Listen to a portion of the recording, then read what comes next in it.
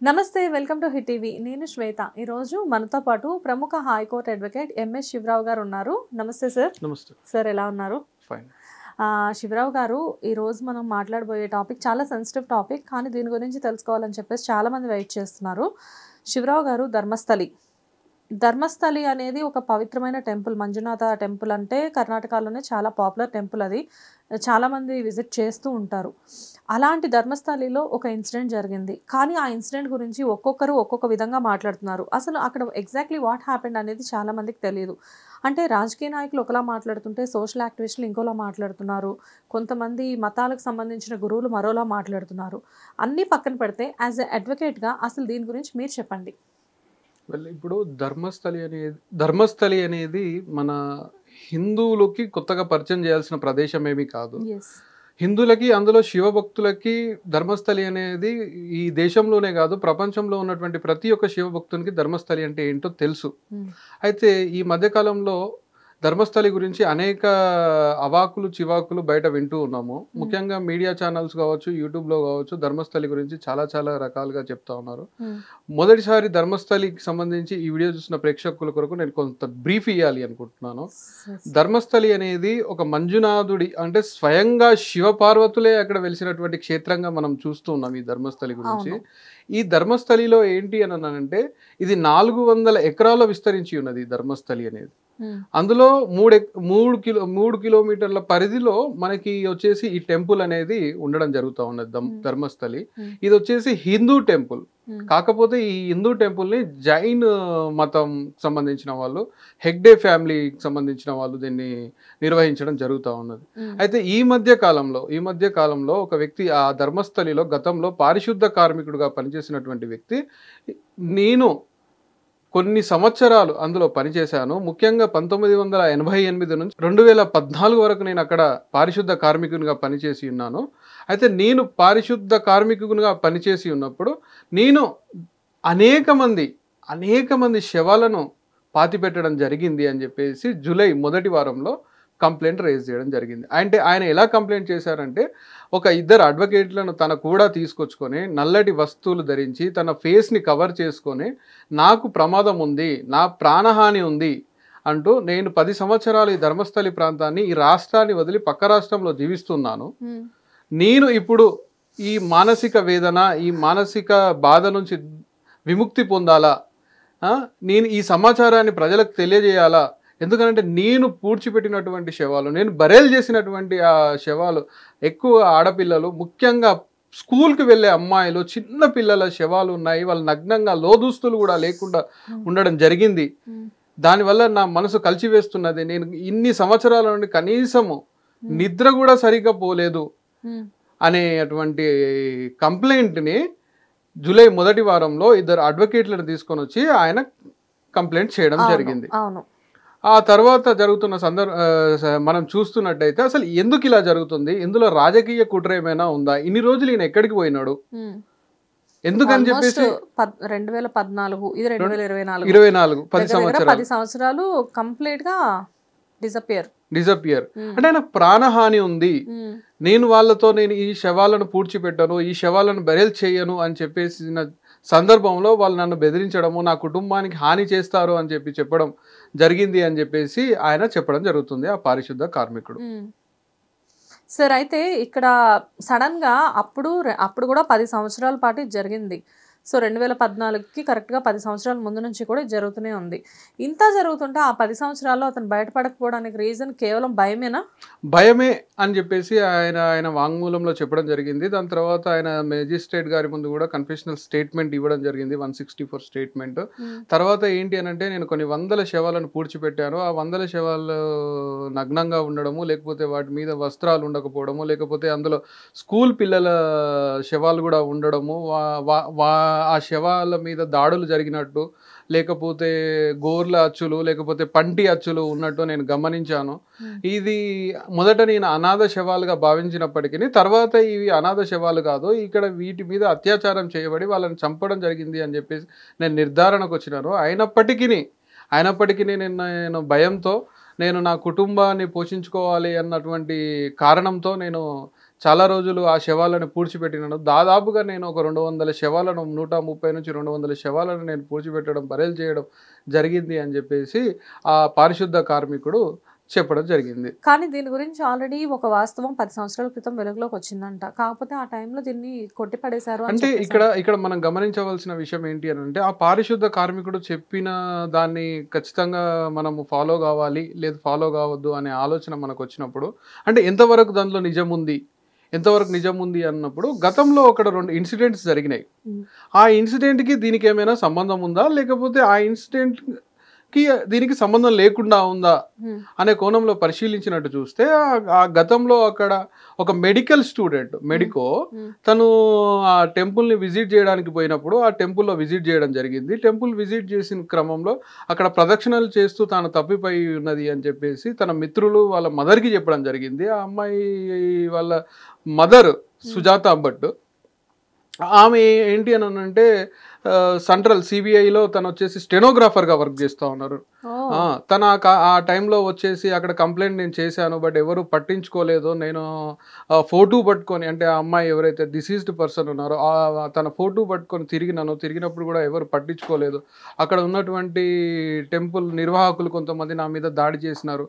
ఆ తర్వాత నేను అక్కడ నుండి వచ్చినాను, పోలీస్ యాక్షన్ తీసుకోలేదు, ఈ విధంగా తను చెప్పడం జరిగింది.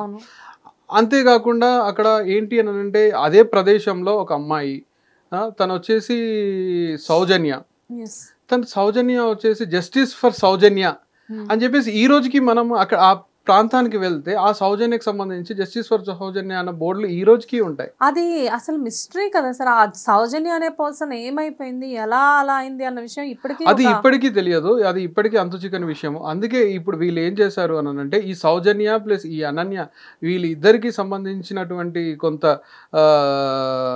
అనుమానం ఉంది కాబట్టి, ఈ విజిల్ బ్లోయర్ ఎవరైతే, ఇక్కడ విజిల్ బ్లోయర్ అంటే ఎవరు అని మీరు అడగవచ్చు. విజిల్ బ్లోయర్ ఎవరు అని అంటే, విజిల్ బ్లోయర్ ఎవరు అంటే నిజంగానే చాలా మందికి ఒక suspense question. Who is whistle blower అనేది? ఇక్కడ విజిల్ బ్లోయర్ అంటే ఎవరికైనా ఒక వ్యక్తికి ఇక్కడ ఈ అసాంఘిక కార్యక్రమాలు జరుగుతున్నాయి, లేకపోతే ఇల్లీగల్ యాక్టివిటీస్ జరుగుతున్నాయని సమాచారం తెలిసినప్పుడు ఎవరైనా వాలంటీరింగ్ అయ్యి వచ్చేసి వాళ్ళు సమాచారాన్ని అందించే వ్యక్తులను మనం విజిల్ బ్లోయర్ అంటారు. విజిల్ బ్లోయర్ ప్రొటెక్షన్ యాక్ట్ 2014 కూడా ఉంది. దాని ప్రకారం విజిల్ బ్లోయర్స్కి మనము ప్రభుత్వాల తరఫున ప్రొటెక్షన్ కూడా ఇస్తాం. అంటే ఎవరైనా విజిల్ బ్లోయర్గా మారచ్చు, మీరైనా నేనైనా. ఇక్కడ మనకి ఏదైనా రాంగ్ థింగ్ జరుగుతుంది అన్నప్పుడు మనము కంపిటెంట్ అథారిటీస్ కి కంప్లైంట్ చేస్తే మనల్ని విజిల్ బ్లోయర్ గా ట్రీట్ చేస్తారు. ఓకే, ప్రపంచంలో ఎవరైనా విజిల్ బ్లోయర్ మన దగ్గర మన ఇండియాలో ఉన్నటువంటి ఏ వ్యక్తి అయినా కానీ మనకి ఏదైనా ఇల్లీగల్ ఇన్ఫర్మేషన్, మనకి ఏదైనా అసాంఘిక కార్యక్రమాలు జరుగుతున్నాయి, పలానా దగ్గర పలానా జరుగుతుంది అన్న ఇన్ఫర్మేషన్ మనకు వచ్చినప్పుడు మనం విజిల్ బ్లోయర్ గా మారి మనం కంప్లైంట్స్ చేయొచ్చు. ఓకే, మనకు ప్రభుత్వాల ద్వారా రక్షణ కూడా పొందవచ్చు. ఓకే. సో ఇప్పుడు అసలు మామూలుగా సార్, సౌజన్య టాపిక్లో ఈ కేసు తర్వాత ఏదైనా మలుపు తిరిగే ఛాన్స్ ఉందా అసలు? అంటే ఇప్పుడు సౌజన్య అప్పుడు మనం వచ్చేసి ఒక పర్సన్ని అక్కడ మనము పట్టుకోవడం జరిగింది అని అంటే, అక్కడ ఒక వ్యక్తిని పట్టుకోవడం తర్వాత ఆ వ్యక్తికి ఆ కేసుకి సంబంధం లేదు అని చెప్పేసి కొట్టివేయడం, విడుదల చేయడం, ఇదన్నీ సౌజన్య ఇష్యూస్లో జరిగినాయి. అయితే ఇప్పుడు ఈ సౌజన్య, అనన్య అనే ఇద్దరు అమ్మాయిలు ప్లస్ ఈ విజిల్ బ్లోయర్, ఈ పారిశుద్ధ కార్మికుడు చెప్తున్నటువంటి ఈ అంశాలను పరిగణలోకి తీసుకొని, అంటే ఈ ఒక్కసారిగా కర్ణాటక రాష్ట్రమే కాదు, దేశమంతా ఉలిక్కి పడింది. ఎందుకనంటే ఒక్కళ్ళు కాదు, ఇద్దరు కాదు, 100 మంది శవాలు, 100 మంది అమ్మాయిల శవాలు అవి కూడా అని చెప్పేసి ఆరోపణ జరుగుతుంది. అయితే ఈ ఆరోపణలో ఎంతవరకు సత్యం ఉంది అంటే, నేనైతే ఇప్పటివరకు ఇది నిజము అన్న స్టాండ్ తీసుకోను. ఎందుకంటే అంటిల్ అండ్ అన్లెస్ గిల్టీ అనేది ప్రూవ్ కాకుండా మనం ఎవరిని కూడా దోషులుగా పరిగణించలేము. ఎవరిని కూడా మనం ఇప్పుడు మనకు చట్టంలో ఏంటి అని అంటే, మనం అక్యూజ్డ్గా ఒక ముద్దాయిగానే చూస్తాము గిల్టీ ప్రూవ్ అయ్యే వరకు. ఇక్కడ ఈ కేసులో మనకి గిల్టీ అనేది ఇంకా ప్రూవ్ కాలేదు, ప్రాసెస్ ఇప్పుడే స్టార్ట్ అయ్యింది. సిట్ కూడా కర్ణాటక ప్రభుత్వము ఒక సీనియర్ ఐపీఎస్ అధికారిని, ఒక డీజీ స్థాయిలో ఉన్నటువంటి అధికారిని నియమించడము, ఆయనకి హెల్ప్ఫుల్గా ఇంకా కొంతమంది 4 ఐపీఎస్ ఆఫీసర్ని తను నియమించడం జరిగింది కర్ణాటక ప్రభుత్వం. ఇప్పుడు ఇది ఎంతవరకు పోతుంది ఏంటి అనేది మనము వేచి చూడాల్సిన అవసరం ఉంది. అంటే ఇక్కడ ఏంటి అని అంటే, ఇప్పుడు మన కర్ణాటకలో ఎలా ఉంటుంది అని అంటే, ఒక్కొక్క ప్రాంతంలో ఒక్కొక్క కమ్యూనిటీ అనేది డామినేట్గా ఉంటుంది అన్నమాట.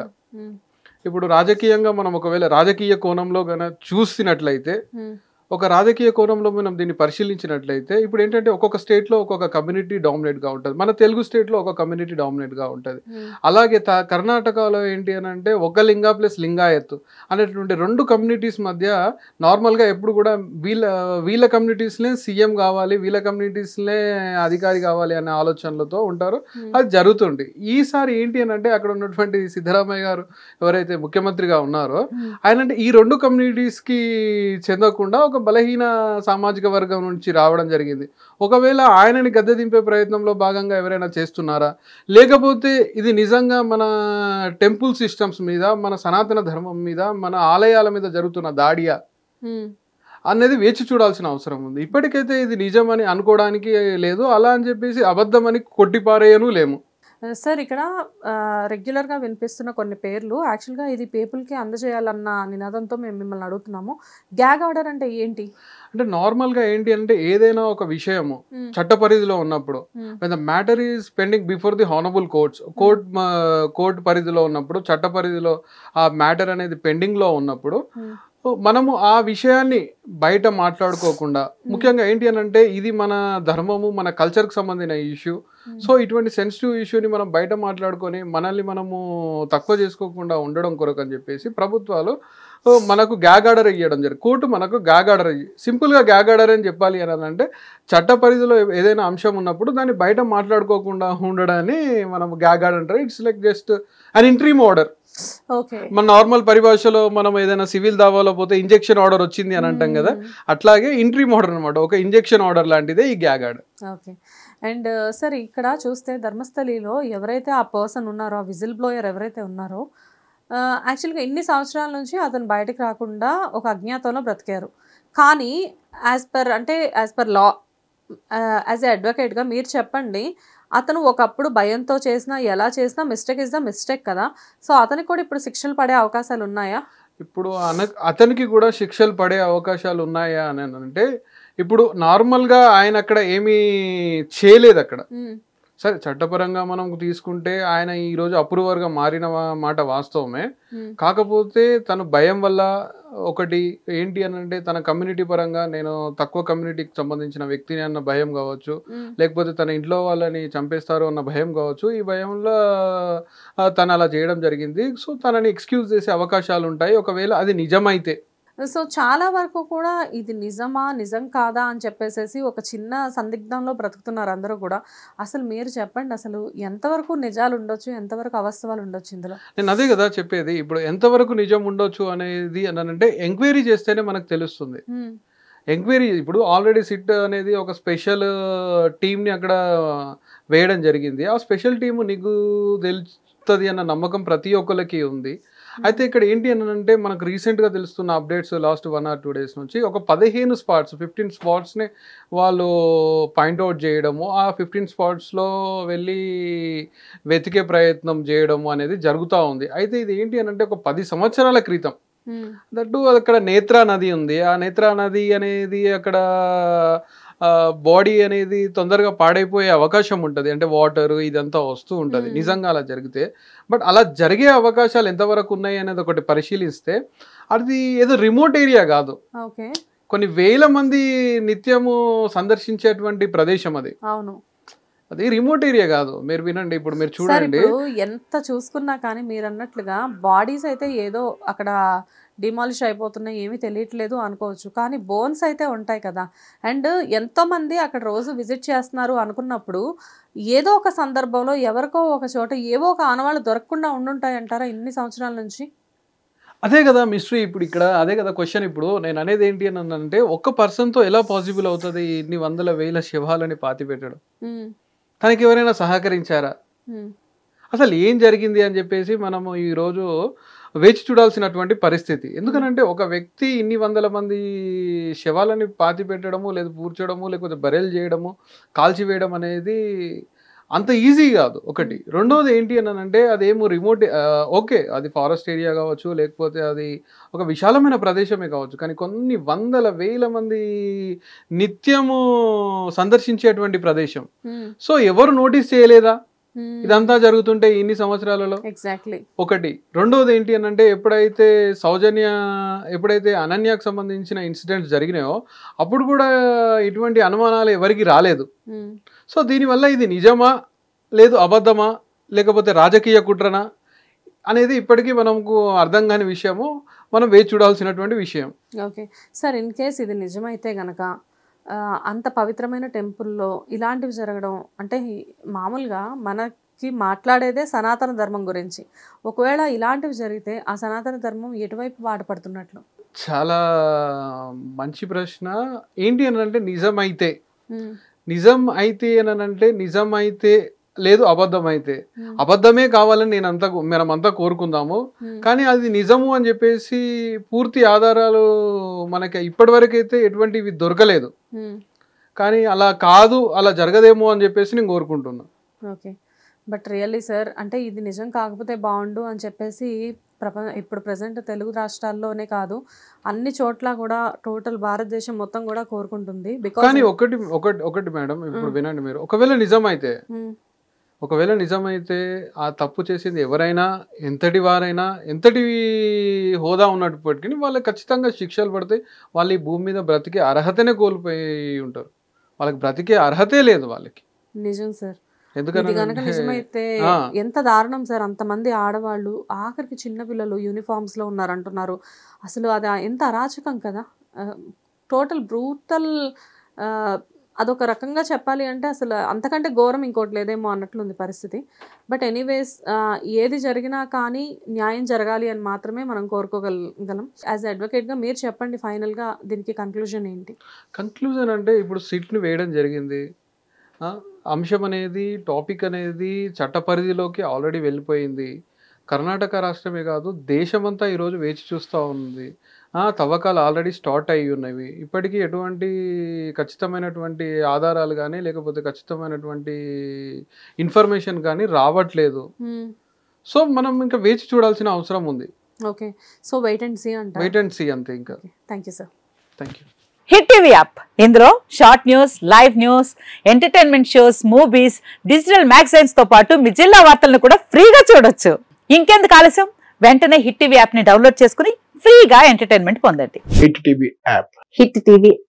Please download hit TV app. Hit TV app ని ఫ్రీగా డౌన్లోడ్ చేసుకుని ఎంజాయ్ చేయండి. మీకు నచ్చిన ఎంటర్టైన్మెంట్ కోసం హిట్ టీవీ యాప్ ని ఫ్రీగా డౌన్లోడ్ చేసుకుని ఎంజాయ్ చేయండి. హిట్ టీవీ యాప్ ని డౌన్లోడ్ చేసుకుని ఆస్వాదించండి, ఆశీర్వదించండి. ఇంతమంది సెలబ్రిటీలు హిట్ టీవీ యాప్ ని డౌన్లోడ్ చేసుకోండి అని చెప్తున్నారంటే ఎంత మంచి యాప్ ఆలోచించండి. అమెరికాలో చదవాలనుకునే వాళ్ళకి విశ్వసనీయమైన పేరు మన శౌర్య కన్సల్టెన్సీ. UK లో 1 year masters, 2 years work permit up to 5 years visa. Contact Saurya Consultancy. Contact 89851 89851.